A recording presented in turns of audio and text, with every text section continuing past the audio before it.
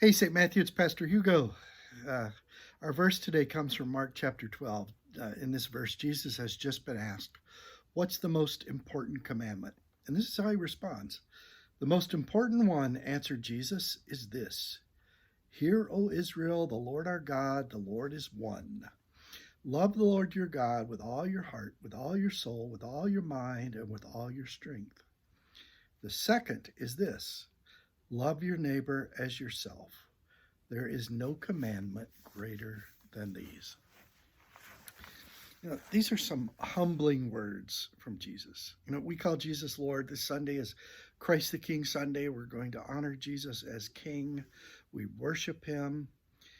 But these verses remind us that worshiping Jesus, calling him King, means following him. It means taking what he says is most important and treating it as most important. And if we look at our lives in light of these words, do we really make loving God with heart, soul, mind, and strength most important? And do we really make loving our neighbor as ourselves second most important? It's a hard thing. It's a hard thing Jesus is calling us to do.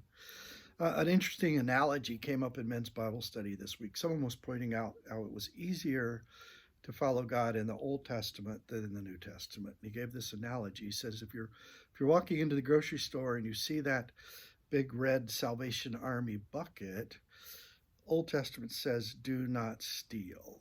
So to follow God in that, all you have to do is just not steal anything when you walk by that Salvation Army bucket. New Testament makes it harder. It says, "Love your neighbor."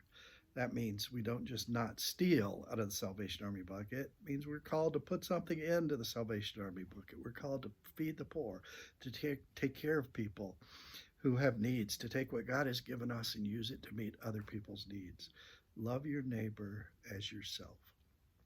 I want you to spend some time between now and this Sunday when we come to church for Christ the King Sunday and ask yourself, is Jesus really King?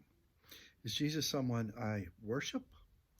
Or is Jesus also someone I follow? Take some time with that one. We'll see you Sunday. God's blessing on the rest of your week.